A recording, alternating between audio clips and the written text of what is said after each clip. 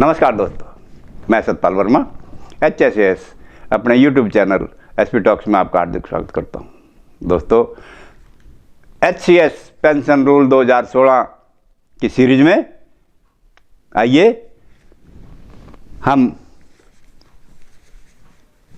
Chapter 4 का अंतिम part चर्चा करें। दोस्तों, ये रूल 20 से लेकर के शुरू होता है और रूल 23 पर चैप्टर 4 जो है समाप्त हो जाएगा। आइए हम इन चारों रूलों पर चर्चा करते हैं। रूल 20 देखिए अपनी स्क्रीन पर। Interruption in service on subsequent appointment at different stations. अभी डिफरेंट स्टेशन का मतलब क्या है कि भिन्न भिन्न स्टेशनों पर जब आप नौकरी करके आ रहे हो, ट्रांसफ़र हो जाती हैं या प्रमोशन के टाइम जाते हैं, वहाँ पे जाते हुए भिन्न भिन्न स्टेशनों पे एक स्टेशन से दूसरे स्टेशन पर गए, कोई इंटरप्शन आ गई, किसी कारणवश सरकमस्टांसेस हो जाते हैं ऐसे, और वो पीरियड रेगुलराइज नहीं हो पाता और वहाँ वो इंटरप्शन रह जाती है, तो उसका क्या असर होता है पेंशन के लिए क्वालिफाइंग सर्विस काउंट करते वक्त, वो जिक्र किया है रूल 20 में। Interruption in service on subsequent appointment at different station. कहता है इन केसेज वेयर एन इंटरप्शन, गतिरोध आ जाता है, रुकावट आ जाती है, इन सर्विस इज इनएविटेबल, आवश्यक रूप में आ गई है, हालात ऐसे नहीं है कि उसको रोक दें हम, अवश्यम भावी है, जरूरी हो गई है, वह इंटरप्शन की बात कर रहा है। Due to the two appointments, ऐसी इंटरप्शन कहाँ होती हैं? Due to the two appointments being at different station. मैंने बताया प्रमोशन के लिए भी हो सकती है या एक जगह से दूसरी जगह ट्रांसफर के समय भी हो सकती है। Such interruption not exceeding the joining time permissible under the rules on transfer in public interest shall be covered by. कहते ट्रांसफर के लिए लोकहित में यदि हुई है और वहां इंटरप्शन आ जाती है तो वो कवर्ड की जाएगी, परमिसिबल है, इंटरप्शन मान ली जाएगी। उसको अभी आगे बताएंगे कैसे उसको माना गया। सब rule 1, grant of leave of any kind due to the government employ on the date of relief on a subsequent appointment from one department to another of Haryana government and 2 formal condonation under rule 14(2) in all other cases. एक तो उसने कहा है कि जब subsequent appointment हो रही है, ट्रांसफर लो की तुम्हें ट्रांसफर हो रही है, उस मामले में उसकी लीव काइंड ड्यू कौन सी? जिस दिन आप उसको रिलीफ दे रहे हैं उस दिन उसके खाते में जो छुट्टियां पड़ी हैं वो बेनिफिट दे दी जाए, लीव काइंड ड्यू दे दी जाए इसको। जब अपॉइंटमेंट कहां होती है? एक डिपार्टमेंट से दूसरे डिपार्टमेंट में हरियाणा गवर्नमेंट के, और या 14(2) में फॉर्मल कंडोनेशन बताई थी, वहां पे 14(2) में कहता है वो सारी की सारी रेगुलाइज कर दी जाएगी, ट्रीट कर दी जाएगी क्वालिफाइंग सर्विस के लिए। कौन सी? जो रूल 15 में है। कौन सी? Benefit of part service toward pension. कहता या तो ऐसे हो जाएगी और या ऐसे हो जाएगी। Rule 21, for feature of part service for pension. कहता है कोई सर्विस भी जब्त हो सकती है पिछली कि पेंशन के लिए काबिल नहीं है, वो हटा दी जाती है उसमें से। कहता सेव एज अदरवाइज प्रोवाइडेड। कहता है किसी दूसरे रूल के द्वारा इसकी रक्षा की गई है, सुरक्षित किया गया है, अन्यथा होगी कैसे? ऐसे होगी यदि दूसरे रूल के द्वारा सेव किया गया। Save as otherwise provided part service of a government employee shall be forfeited, जब्त कर ली जाएगी एम्प्लॉय की। कौन सी? Towards pension and DCRG in the following circumstances. निम्नलिखित हालातों में जब्त कर ली जाएगी यदि ये किसी दूसरे रूल के द्वारा सुरक्षित ना की गई हो। A an interruption in service caused by wilful absence from duty. Wilful absence from duty तो बच ही नहीं सकती, इसलिए जो ओवर स्टेल ऑफ लीव वगैरह है, overstayal of joining time वगैरह हैं, वो रेगुलाइज करा लेने चाहिए समय रहते, otherwise forfeiture of part service under this rule 21 में। B, resignation from public service. जब तुम रिजाइन करोगे नौकरी से, सब्सिक्वेंट अपॉइंटमेंट के लिए नहीं, वैसे रिजाइन कर जाते हो तो पार्ट सर्विस जब्त, अर्थात रिजाइन के बाद कोई पेंशन नहीं, पेंशनेबल नहीं है वो। सी, डिसमिसल और removal from service under the Haryana civil service punishment appeal rule 2016 या Haryana civil service punishment appeal rule 2016 के अंतर्गत डिसमिस हो गया हो या नौकरी से निकाल दिया गया हो मेजर पेनल्टी के तहत, वहां भी पार्ट सर्विस सारी जब्त, अर्थात कोई पेंशन नहीं, कोई डिस्चार्ज नहीं। Rule 22, benefit of part service on re-employment of A pensioner in receipt of compensation और इनवैलिड पेंशन। कहता है पार्ट सर्विस का बेनिफिट रीएम्प्लॉयमेंट यदि हो जाए, कहां से, ऑफ ए पेंशनर, एक बार पेंशन चला गया, कौन सी, कंपनसेशन या इनवैलिड पेंशन पे यदि कोई चला गया,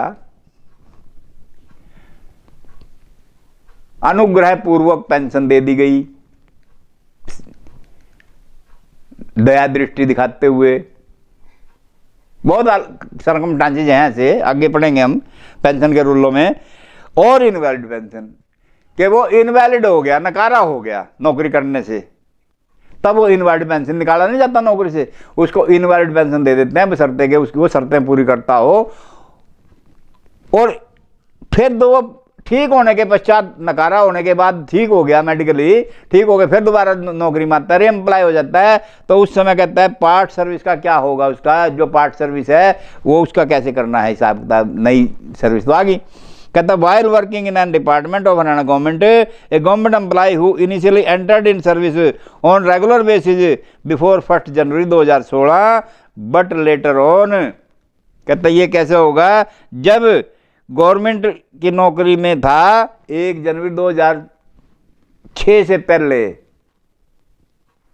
होते हुए, और बाद में क्या हुआ, वाज टर्मिनेटेड, नौकरी से निलंबित कर दिया गया, निरस्त कर दिया गया, निकाल दिया गया from government service due to abolition of post. Termination कैसे, मिसकंडक्ट पे नहीं, केवल एबोल्यूशन ऑफ पोस्ट हो गया उसकी सरकार में, उसका उन्मूलन हो गया विद ए कंपनसेशन पेंशन और सर्विस ग्रेच्युटी। और टर्मिनेशन पे, ऐसी टर्मिनेशन पे दिया जाता है क्या, कंपनसेशन पेंशन या सर्विस ग्रेच्युटी, या तो उसको लमसम अमाउंट दे दी जाती है जो भी नियम के अनुसार उसके सर्कमस्टांसेस हैं, और या फिर उसको कंपनसेशन पेंशन, अर्थात उसको प्रतिपूर्ति कर दी भाई तेरी, या दो was retired from service due to permanently incapacitated with invalid pension और service gratuity but is sufficiently restored to health. कहता नकारा होने के बाद इनकैपेसिटेटेड हो गया था, नकारा हो गया था, नौकरी करने के काबिल नहीं रहा था, और इनवैलिड पेंशन दे करके भेज दिया गया या सर्विस ग्रेच्युटी दे करके भेज दिया गया, लेकिन बाद में वो पूर्ण रूप से सफिशिएंटली हेल्थ उसने रेस्टोर कर ली, ठीक हो गया, मेडिकली नौकरी करने के काबिल हो गया, और वो ज्वाइन करता है तो रीएम्प्लॉयमेंट होगी ना। तो क्या कहता है, इफ रीएम्प्लॉयड, ऐसा होने के बाद यदि रीएम्प्लॉय होता है before the age of superannuation, 58 साल की उम्र से पहले है ये बात, यदि 58 साल की उम्र से पहले नौकरी में दोबारा रीएम्प्लॉय हो जाता है तो shall be entitled to benefit of part service towards pension subject to refund of pension benefit along with interest as per provision rule 18 बिड। कहता है दोबारा उसकी जो सर्विस है पार्ट सर्विस वो काउंट कर ली जाएगी, बशर्ते कि जो भी उसको फायदा है, जो फाइनेंशियल पैसे, फाइनेंशियल लाभ दिए गए थे, कंपेंसेशन दी गई थी, सर्विस ग्रेच्युटी वगैरह दी गई थी, वो विद इंटरेस्ट, जैसा कि पहले वाले जो रूल थे 18 इसी पुस्तक का, अभी 18 में बताया था कि वो इंटरेस्ट देगा जीपी फंड रेट पर, और ऑर्डर होने के बाद 1 महीने के भीतर भीतर पैसे देगा, अदरवाइज 10% पेनल्टी डल जाएगी। उन रूलों के तहत वो विद इंटरेस्ट सारा पैसा जमा करवा देगा, तो उसकी पार्ट सर्विस काउंट कर लेंगे पेंशन के लिए। For this purpose an option within 1 year from the date of reemployment shall be exercised, और इस हादसे के बारे में उसको रीएम्प्लॉय होने के 1 साल के भीतर भीतर ऑप्शन देनी होगी। If such pensioner does not opt to refund the pension benefit already received, यदि वो पैसे जमा करवाने की ऑप्शन नहीं देता, he shall be covered under defined contributory pension scheme. फिर वो नई नौकरी के लिए, नई रीएम्प्लॉयमेंट के बाद की जो सर्विस है उसकी, वो उसकी डिफाइंड कंट्रीब्यूटरी पेंशन स्कीम लागू हो जाएगी। एनपीएस में है ये rule 23, re-employment after retirement is not qualifying for pension. कहते रिटायरमेंट के बाद नौकरी पे दोबारा आगे कार्य करने के लिए जो उसकी जो है ना सर्विस है, वह पेंशन के लिए क्वालिफाइंग नहीं है। कौन सी? 58 साल के बाद की सुपरएनुशन पेंशन के बाद की। ये तो पेंशन पे कंपनसेशन और इनवैलिडिटी की तो बात पहले कर गया ना। अब ये सुपरएनुशन पेंशन की बात कर रहा है कि कोई 58 साल की उम्र पे रिटायर हुआ और दोबारा फिर वो नौकरी पे आ गया, तो उसकी जब तक वो रिटायर होता है, अभी जिक्र करेंगे इसमें पढ़ेंगे, तब तक वह क्वालिफाइंग सर्विस नहीं मानी जाएगी, अर्थात उसकी पेंशन उस पर नहीं बनेगी, जो उसकी रीएम्प्लॉयमेंट से पहले है वही वैलिड है। सब rule 1, no government employee shall retire with a view to being reemployed and drawing pension in addition to pay in any department और ऑर्गेनाइजेशन अंडर हरियाणा गवर्नमेंट। कहता है हरियाणा सरकार की बात है। हरियाणा सरकार में कोई भी कर्मचारी इस उद्देश्य से, इस व्यू से, इस दृष्टिकोण से रिटायर नहीं किया जाना चाहिए, नहीं किया जाएगा कि वे इसको फिर दोबारा नौकरी में रख लेंगे। चलो अभी 45 साल की उम्र पर, 50 साल की उम्र पर रिटायर कर दो, फिर बाद में एम्प्लॉय कर लेंगे तो पेंशन भी ले लेगा और तनख्वाह भी ले लेगा। नो, इस दृष्टिकोण से नहीं उसको रिटायर किया जाना है। A person who is in receipt of superannuation और रिटायरिंग पेंशन। अब देखिए 2 पेंशन का जिक्र है, superannuation and retiring pension. Superannuation होती है 58 साल के बाद और रिटायरिंग पेंशन होती है कंपलसरी रिटायरमेंट पे। रेट वही है। वहां यदि ग्रुप ए और बी का है वो 50 साल की उम्र पे निकाल दिया जाता है, रिटायर कर दिया जाता है जबरी। पनिशमेंट अपील रूल 2016 के अंदर कार्रवाई होगी, ऐसे नहीं निकलता। यदि उसमें कार्रवाई होती है और निकाला जाता है तो उसकी बात करता है। यदि कोई आदमी, कोई एम्प्लॉई सुपरएनुएशन पेंशन पे या रिटायरिंग पेंशन पे प्राप्त कर रहा है, दोनों में से कोई सी, shall not be reemployed in service. Reemploy नहीं होगा, पहली बात। एक्सेप्ट, आगे कहता हो सकता है, सिवाय इसके where it is utmost necessary, जहां पे परम आवश्यक है उसका दोबारा नौकरी में आना। जैसे सीडीएस लगाए हैं, चीफ ऑफ डिफेंस सर्विस लगाए हैं रीएम्प्लॉयमेंट पे, जहां पे जरूरी हैं। और कई पोस्टें हैं हरियाणा में भी, चीफ सेक्रेटरी भी लगाए हुए हैं पुराने, पता ही आप सबको। Utmost necessary in public interest, लोक हित में जरूरी है। And in A purely temporary capacity with the sanction of the competent authority.